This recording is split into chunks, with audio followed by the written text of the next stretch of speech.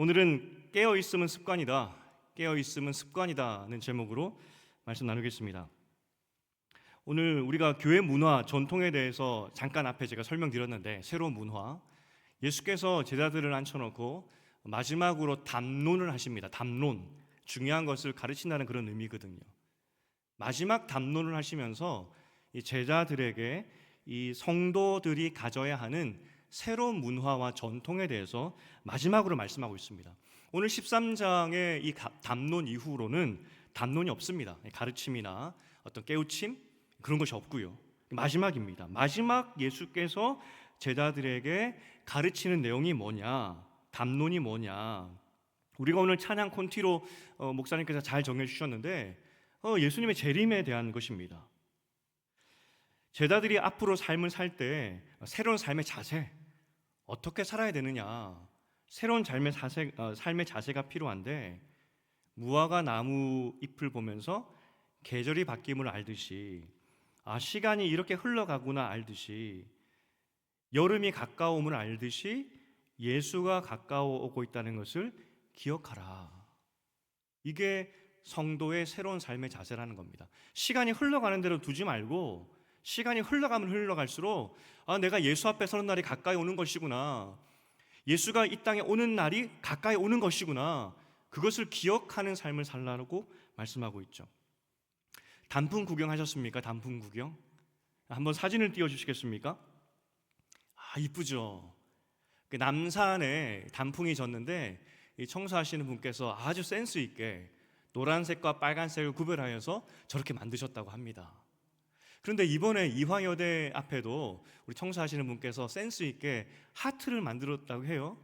청년들이 그렇게 사진을 찍었다고 합니다. 그래서 제가 막 찾아보려고 했는데 안 찾아졌어요. 그래서 아쉽게도 남산의 사진을 제가 올려놨습니다. 올해도 여지없이 낙엽이 떨어졌죠. 그리고 지금 거의 다 낙엽이 졌습니다. 벌써 한 계절이 지났습니다. 이게 시간이 흐르는 것이죠. 계절이 바뀌면서 단풍이 들고 겨울이 오고 또 봄이 오겠죠. 시간이 갑니다. 그리고 우리는 그 계절이 주는 아름다움을 또 감상하겠죠. 아름답다. 그런데 믿는 자는 아름다움 앞에서 사진만 찍을 것이 아니라 아름답구나 하면서 기뻐할 것이 아니라, 계절이 바뀌고 시간이 바뀌고 하면서 예수께서 곧 오시겠구나, 이것을 기억하는 삶을 살아라. 이것이 크리스찬들의 새로운 문화, 삶의 자세가 되어야 된다라고 말씀하고 있는 겁니다. 우리가 천년만년 세상에 살 것 같이 생각을 합니다. 좀 죄송한 말씀이지만 제가 아직 젊지만 바로 어저께 아내와 잠깐 이야기했던 이야기입니다. 시간이 너무 빨리 흘러가는 거예요. 굉장히 빨리 흘러가는 겁니다. 제가 뭐라고 이야기했냐면, 정말 죄송합니다, 10년만 지나면 내가 그때는 거의 60인데 10년만 지나면, 시간 지나는 그 속도를 보니까 인생이 이렇게 빨리 흘러가겠구나, 참 짧다는 생각이 너무 많이 드는 겁니다. 욕심 버리고 할 수 있는 최선을 다해서 사역을 해야 되겠구나, 살아야 가야 되겠구나, 주님 앞에 설 날이 가까이 오는구나 하는 생각이 들었다는 거죠. 오늘 천지는 없어지겠지만 하나님 말씀은 영원하다. 무슨 말입니까? 예수께서 마지막으로 제자들에게 이야기하는 것이 재림입니다. 재림이 반드시 온다. 주의 마지막 말씀이 내가 곧 올 것인데, 천지의 모든 것은 없어져도 그의 말씀, 다시 온다는 그 약속은 없어지지 않을 것이다. 그런데 이렇게 기다림의 문화를 우리가 살아가야 되는데, 이 기다림의 문화를 어렵게 만드는 것이 있습니다. 기다리는 것이 맞는데, 예수님 재림도 맞고 언젠가 우리도 주 앞에 서는 것 맞는데, 이 특별히 재림, 예수님이 오시는 것, 이것을 어렵게 만드는 것이 한 가지 있습니다. 그 이유, 왜 이게 어렵냐면 언제 오실지 모르기 때문입니다. 언제 오실지 모르기 때문에, 그때를 모르기 때문에 잊어버리죠. 시험을 볼 때 한번 생각해 보십시오. 내일 모레가 시험입니다. 여러분, 그러면 오늘과 오늘 밤, 내일 뭐 하겠습니까? 시험 공부해야죠. 공부할 거 아니겠습니까? 그런데 시험이 한두 달 남았다 한번 생각해 보겠습니다. 그럼 오늘부터 시험 공부하는 사람이 잘 없죠. 미리부터 준비하는 것이 쉽지 않습니다. 더군다나 언제 있을지 모르는 시험입니다.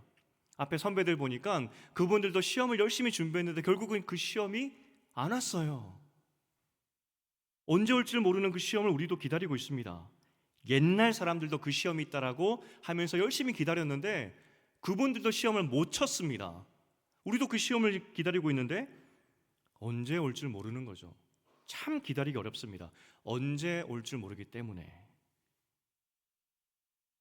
오늘 예수께서 그 오심을 기억하게 하기 위해서 계속 깨어 있으라 이것을 3번 반복합니다. 이거 습관이 되어야 된다.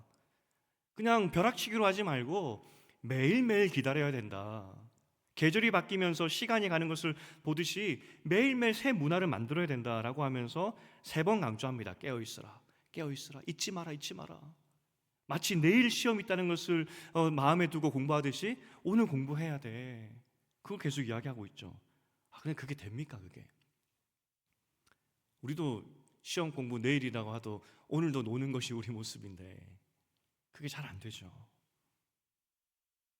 그러면 이 깨어있음, 새로운 문화, 새로운 전통, 영적인 습관, 주 예수가 오신다는 것을 기억하며 사는 영적인 새로운 습관, 이것을 어떻게 우리 몸에 새길 수 있을까? 어떻게 하면 이 새로운 문화, 새로운 전통으로 살 수 있을까라고 했을 때 예수님의 비유에 이 비결이 나왔습니다. 2가지였는데 종과 문지기입니다. 기다릴 때 종과 문지기의 마음으로 살면 된다는 것이죠. 지금 먼저 종에 대해서 이야기를 해보면 주인이 멀리 타국으로 떠났습니다. 그런데 그 떠나기 전에 종을 부르죠. 종을 불러다가 그 종에게 자신의 모든 권한을 주고 주인이 했던 모든 사물을 맡기고 갑니다. 권한 위임이죠. 우리는 주님의 오심을 기다리는 사람이라는 인식은 있습니다. 마라나타 주 예수 어서 오시옵소서, 재림을 기다린다는 인식은 있습니다. 그런데 그저 기다리기만 해요. 아무 생각 없이 그냥 멍하니 기다리죠. 그런데 오늘 성경에 보니까 우리는 멍하게 기다릴 사람이 아니라 주인의 권한을 위임받은 상태로 기다리는 사람이다라고 이야기하고 있습니다. 우리는 지금 정의하기를 종이다라고 정의하고 있죠. 주인 대신 일하는 종입니다. 그런데 그 종에게 일만 시킨 것이 아니라 권한을 줬다라고 이야기를 합니다. 종은 절대적으로 순종해야 되겠죠. 순종하지 않으면 죽습니다. 그런데 이 주인이 종에게 너는 목숨 걸고 내가 시킨 일을 해야 돼 라고 이야기를 하면서, 그런데 이 주인은 정말 좋은 주인이었습니다. 일만 시킨 것이 아니라 주인이 가진 권한을 위임했다는 겁니다. 나 대신. 우리가 사역을 할 때, 제가 사역을 하는 동안에 아무리 재정이 없어도 수고한 분들에 대해서는 꼭 식사도 하고 감사를 전하고 하자라는 그런 생각을 가지고 있습니다. 이름 없이 빚도 없이 수고하는 분 뭐 그런 것도 참 좋지만 그래도 시간 내고 자신의 달란트를 내어서 그렇게 일을 하는 분들에게 감사해야 된다는 생각을 가지고 있습니다. 특별히 마음 모아서 공동으로 작업하는 것이 얼마나 힘듭니까? 가위질도 이렇게 하는 것이 맞느니 저렇게 하는 것이 맞느니, 칼질도 마찬가지죠. 45도로 세워야 되느니 30도로 눕혀야 되느니, 혹시 그런 거 아십니까? 칼 각도도 굉장히 중요합니다. 뭐 그런 거 저런 거. 그러니까 다양한 사람들이 모여서 공동의 작업을 하는 것이 쉽지 않습니다. 어쨌든 그런 수고를 했기 때문에 꼭 감사 표현과 식사라도 했으면 좋겠다 하는 것이 제 생각입니다. 오늘 이 주인은 실컷 일만 부려먹고 밥도 안 사주는 그런 주인이 아니라는 겁니다. 수고했으니 밥 사줄게, 그 정도 주인이 아니라 종에게, 그냥 내 말 한마디면 죽고 살리는 그런 종에게 내가 가지고 있는 모든 권한을 줬다는 겁니다. 모든 권한. 여기서 주인이 종에게 준 권한은 뭘 의미할까요? 그 예수님의 권한 말하는 거 아니겠습니까? 예수님의 권한을 우리에게 줬다는 그런 의미 아니겠습니까? 예수님의 권한이 그럼 뭐겠습니까? 예수만이 가지고 있는 권위, 능력, 예수만이 소유하고 있는 권세, 그것을 우리에게 줬다는 겁니다. 예수의 고난에 대해서 마가복음에서 뭐라고 이야기하고 있냐면 1장 12절을 먼저 읽어보겠습니다. 1장 12절입니다. 시작.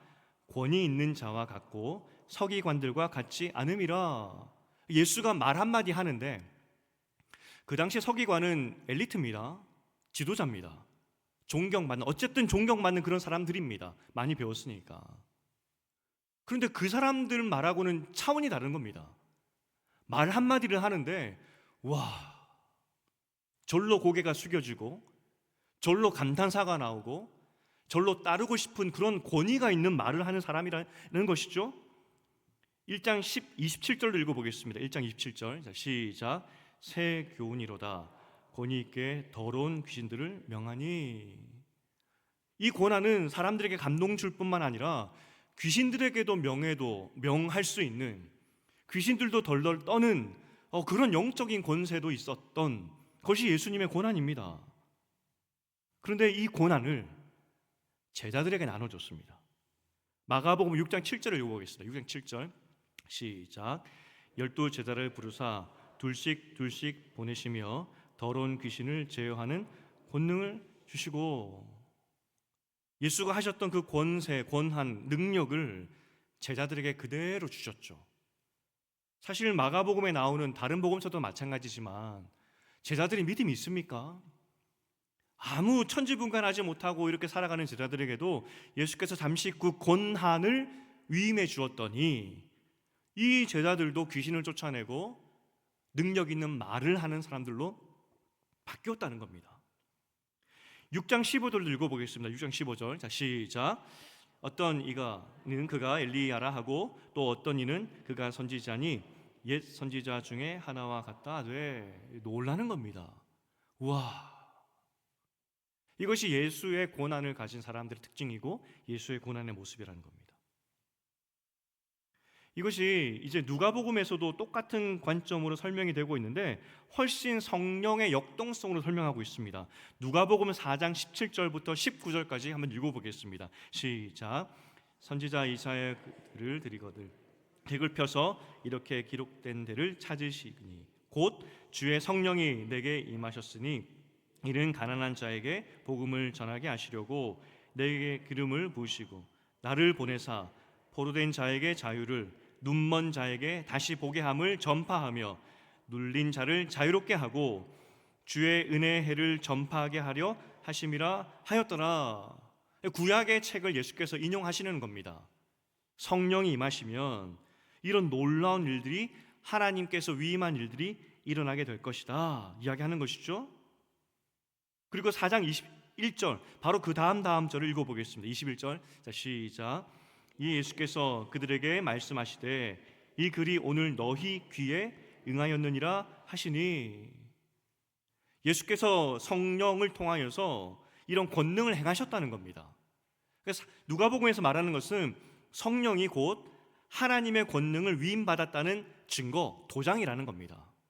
오늘 예수께서 성령의 능력, 그 위임받았다는 도장을 내가 가지고 있고 내가 받았기 때문에 나는 이사야에서 말씀하신 그 권능을 행한다 라고 말씀하시죠. 그런데 이 성령, 하나님의 고난을 위임한다는 그 도장 같은 것이 우리에게도 찍혔습니다. 예수께서 성령의 고난을 가지고, 위임장을 가지고 고난을 행하셨듯이 우리에게도 성령이 임했기 때문에 예수님과 똑같은 권한, 그런 권세를 우리가 행할 수 있다는 것이죠. 그것이 사도행전의 이야기 아니겠습니까? 누가복음과 사도행전의 이야기. 사도행전의 내용이 뭐겠습니까? 성령을 받은 성도들이 예수가 했던 그 권세를, 권한을, 능력을 행하더라. 거짓말이 아니라. 그 성도들의 삶은 그냥 기다리는 것이 아니라 위임받은, 하나님으로부터, 예수로부터 위임받은 이 권세, 고난, 능력을 행하면서 기다리는 사람이 성도라는 것이죠. 기다릴 때 제일 지루한 이유가 뭐겠습니까? 뭔가 기다릴 때 할 일이 없어서 지루합니다. 근데 요즘은 기다림이 별로 지루하지 않습니다. 왜냐하면 핸드폰이 있으니까. 핸드폰이 있으니까 기다려도 괜찮습니다. 오히려 늦게 오면 좋습니다. 왜냐하면 내가 보고 싶은 거 실컷 볼 수 있거든요. 애들도 엄마 아빠가 늦게 오면 좋겠죠. 왜냐하면 실컷 볼 수 있으니까. 기다림이 지치고 기다림이 힘든 것은 아무 할 일이 없기 때문입니다. 우리가 왜 예수님의 재림이 기다려야 되는데 이 기다림이 지루하고 왜 이 기다림이 재미가 없을까요? 아무 할 일이 없기 때문에, 아무 하는 일이 없기 때문에. 그런데 성경은 이야기합니다. 너희가 아무 할 일 없이 그냥 기다리는 사람이 아니라 예수가 했던 그 권능, 권세, 그 일을 너희가 해야 돼. 그 일을 하면서 기다려야 돼. 멍하니 기다리면 안 돼. 예수가 맡겨놓은 그 종에게 위임한 그 권세, 권한, 사물을 하면서 기다려야 돼. 그 말씀을 하고 있는 것이죠. 할 일이 있으면 기쁩니다. 근데 그냥 할 일이 아니라 예수가 했던 그 사역을 위임받았기 때문에 얼마나 기적입니까? 얼마나 능력입니까? 예수가 한 일을 우리도 하는데 얼마나 기쁘겠습니까? 그러니 예수를 기다리는 참된 종이라 한다면 주인의 일을 위임받아서 그 일을 해나갔던 종이라고 한다면 얼마나 즐겁겠습니까? 와, 예수가 나에게 나누어준 그리고 나에게 맡겨준 이 힘으로, 이 능력으로 내 삶이, 내 기다림이 너무나 기쁘다고. 그 고백 아니겠습니까?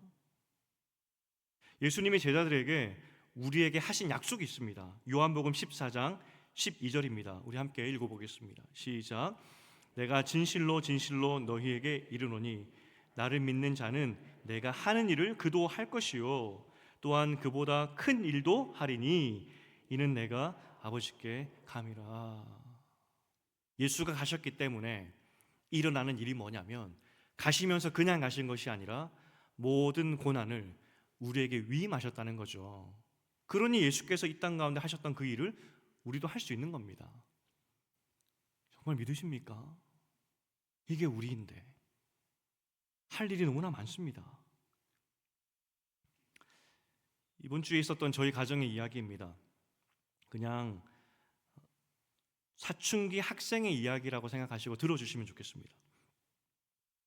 이번 주 중에 주보에 나지 않은 장례가 한 건 있었고 그래서 사역자들과 다녀올 일이 있었습니다. 식사를 하다가 그 장례 소식이 왔어요. 그래서 장례가 있네, 가야 되겠다고 제가 그렇게 이야기를 했습니다. 그때 이 중학교 1학년 된 이 사춘기 아들이 말하는 것이 아빠는 그렇게 갑작스럽게 생긴 그런 자리까지 가야 되느냐 그렇게 물어보는 겁니다. 회사는 퇴근하면 끝인데 왜 아빠는 갑작스러운 일도 많고 퇴근도 없느냐 이렇게 물어보는 거죠. 그러면서 교회에 대한 이해되지 않는 부분들을 이 불만을 토로하는 겁니다. 내용이 뭐였냐면 교회는 회사처럼 물건을 만들어내는 것도 아니고 그렇다고 이윤을 만들어내는 것도 아닌데 왜 존재하고 어떻게 존재하는지 그거를 알지 못하겠다는 겁니다. 제가 이 헌금으로 이게 교회가 운영되는 거지 뭐 만들어내는 것은 아니고 헌금으로 운영되는 거지 했더니 그 아이가 말하는 것이 언젠가는 헌금 내는 사람들이 줄어들 것이고 헌금도 줄어들 것인데 그럼 어떻게 하는 거냐고 묻는 거죠. 제가 답하기를 네가 그러니까 많이 해야지 제가 그랬습니다. 그랬더니 자기는 헌금하기 싫다고 교회가 이윤을 창출하지 않는데 교회에 헌금을 내기보다는 나한테 투자하겠다고 그러는 겁니다. 굉장히 기분이 상했습니다. 이어서 그 다음 말이 뭐냐면 여러분 그냥 중학생의 말이라고 생각하시고 그건 들어주십시오. 목사는 공부한 것에 비해서 월급을 많이 받는 것도 아닌 것 같다고 너무 비효율적인 직업 같다고. 제가 이 친구가 오해할 것 같아서 아빠 사례 많이 봤잖아 가난해 보이면 안 되지 않겠습니까? 아빠 사례 많이 봤잖아 그랬더니 공부한 거에 비하면 작은 거 아니야? 그러는 겁니다. 마음이 또 상하더라고요. 그러면서 결정타가 뭐냐면 제일 이상한 게 뭐냐면 아니 월급도 적고 공부한 것에 비해서 아무것도 아닌데 목사를 하겠다는 사람이 많다는 게 더 신기하다는 겁니다.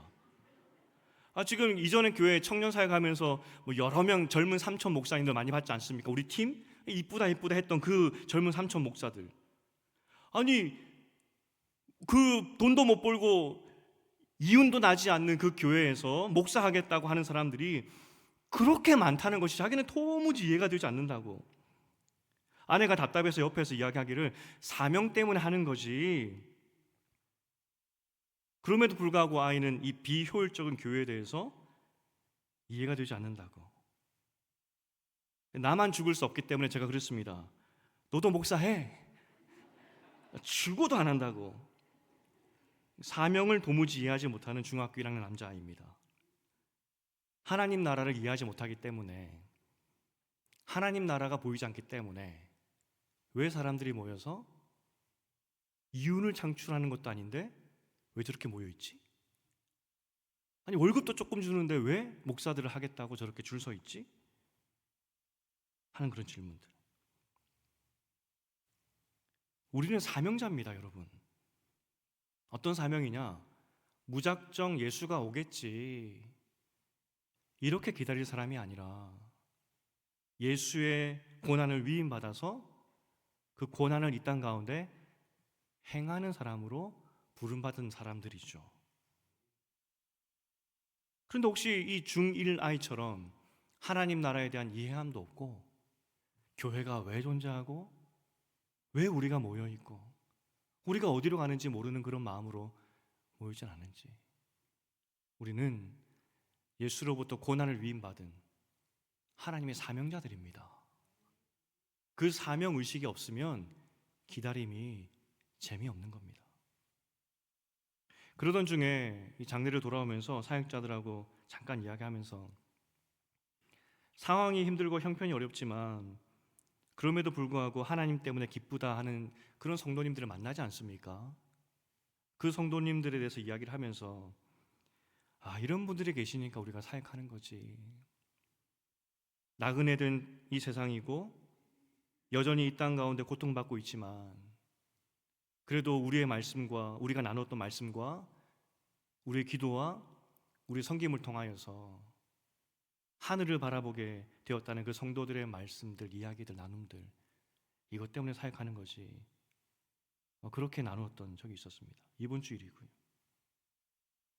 우리는 예수님의 재림을 기다리는 사람인데 무작정 기다리는 사람이 아닙니다. 권능 가지고 예수님을 대신하여서 가난한 자에게 예수를 전하면서 먹고 사는 것이 전부가 아님을, 저 천국이 있고, 그리고 뿐만 아니라 그 하나님께서 일용할 양식을 주신다는 그 말씀을 전해주는 그런 사람들로, 부자에게는 너 그러다가 죽는다고, 죽으면 어떻게 할 거냐고 하늘을 바라보라고 말할 수 있는 그런 사람들로 부름받았다는 겁니다.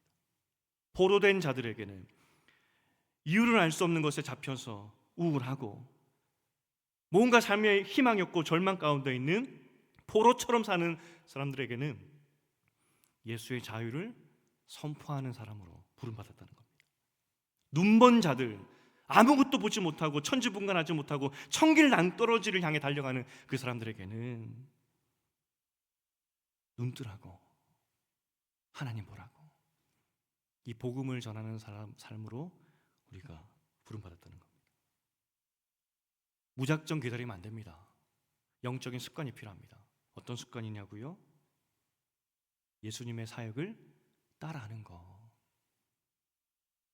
우리를 괴롭게 하고 힘들게 하고 이 땅의 어두운 세력들을 향하여서 예수님처럼 담대하게 선포하는 것, 하나님 나라가 있다고 외치는 것. 이렇게 하면 기다림이 쉽겠죠. 두 번째, 종뿐만 아니라 이 문지기로도 불렀다 이야기합니다. 문지기, 굉장히 중요한 역할입니다. 문지기가 자면 그 성 사람들은 그날 밤에 습격당해서 다 죽을 수 있습니다. 문지기를 아무나 시킬 수가 없습니다.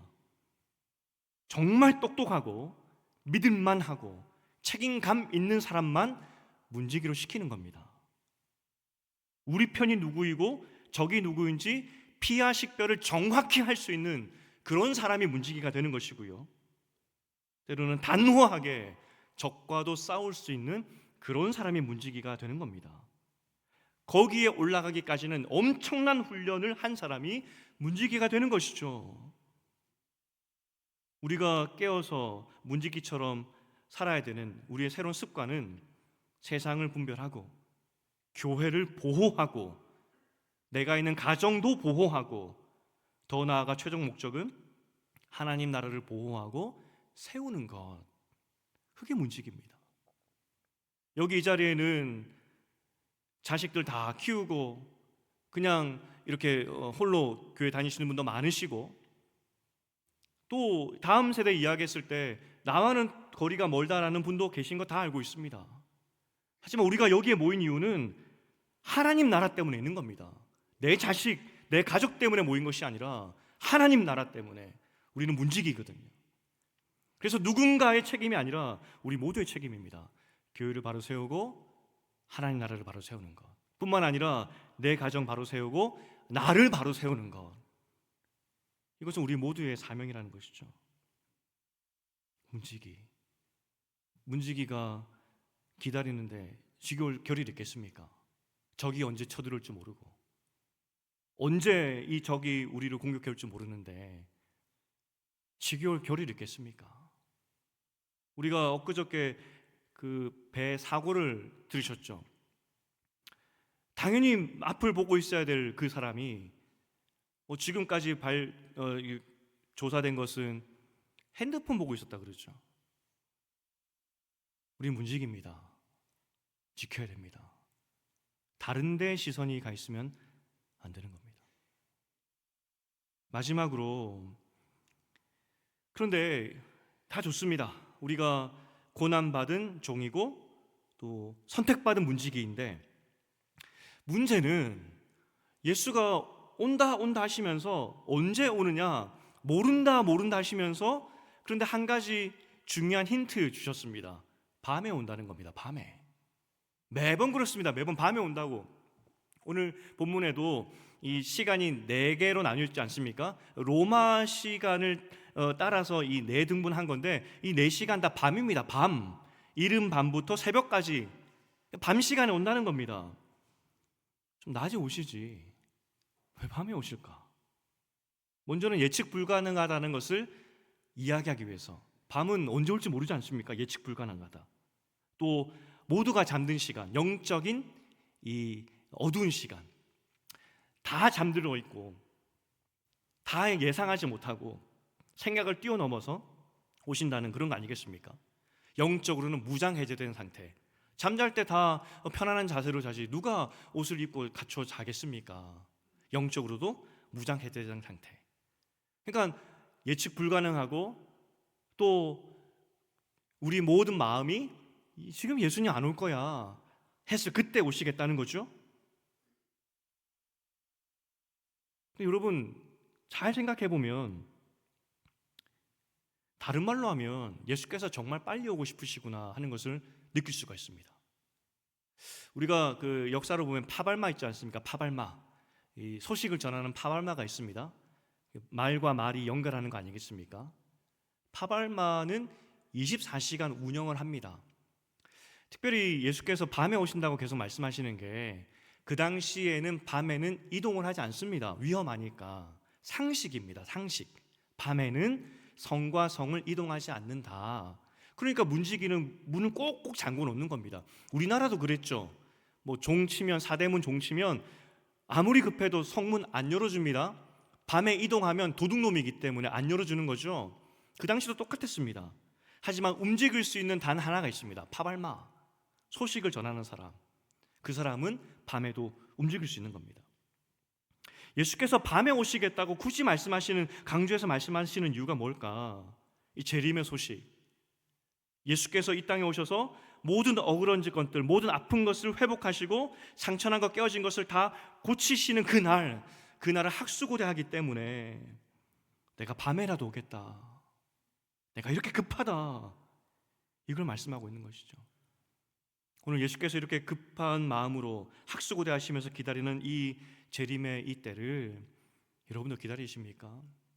잘 기다리려면 예수의 고난을 위임받은 종의 모습과 그리고 적과 아군을 구별하면서 다 잠들었을 때 깨어있는 그런 파수꾼의 모습으로 기다릴 때 이 기다림이 지겹지 않다는 겁니다.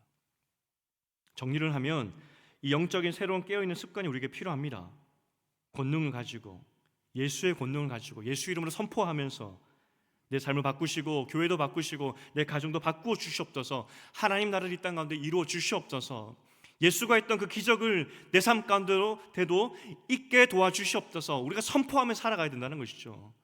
그렇게 예수의 권능이 우리 가운데 삶에 있을 때 그 삶이 기쁘지 않겠습니까? 예수의 오심을 더 간절히 바라지 않겠습니까? 여러분, 그런데 그 예수로부터 위임받은 그 권한, 그 능력, 권세를 사용하고 계십니까? 말씀을 맺겠습니다. 여러분의 삶에 예수님의 권능이 함께 하시기를 주님의 이름으로 축복드립니다. 이것이 성도입니다. 나약하게 기다릴 것이 아니라, 시간 때우는 기다림이 아니라 기적을 사용하시면서 예수의 권능을 사용하시면서 기다리는 여러분 되시기를 주님의 이름으로 축복드립니다. 무언가 뛰어넘어야 되는데 묶여있어서 우울한 감정에 있다면 선포하십시오. 앞날이 어두운 분들 계십니까? 예수의 권한으로 선포하십시오. 뿐만 아니라 이 시대의 부흥을 보기 원하십니까? 선포하시면 됩니다. 초대교회 성령을 통한 그 부흥이 내 삶, 우리 삶 가운데도, 우리 교회에도, 이 시대에도 있게 도와주시옵소서. 우리가 선포하고 선언하기 시작할 때 우리의 신앙생활도 신나는 것이고 기다림도 기쁜 것이고 주 예수여 어서 오시옵소서 진심으로 그때부터 기도할 수 있는 겁니다. 여러분은 권능의 사람입니다. 왜냐하면 성령이 함께하고 있기 때문에. 오늘 이 시대에 고난 위임받은 종으로, 그리고 이 시대에 하나님의 나라를 지키는 거룩한 문지기로 살아가는 여러분 되시기를, 그래서 하루를 살아도 매일매일이 하나님의 기적을 보여주고 하나님의 사명대로 기쁨으로 살아가는 여러분 되시기를 주님의 이름으로 축복드립니다.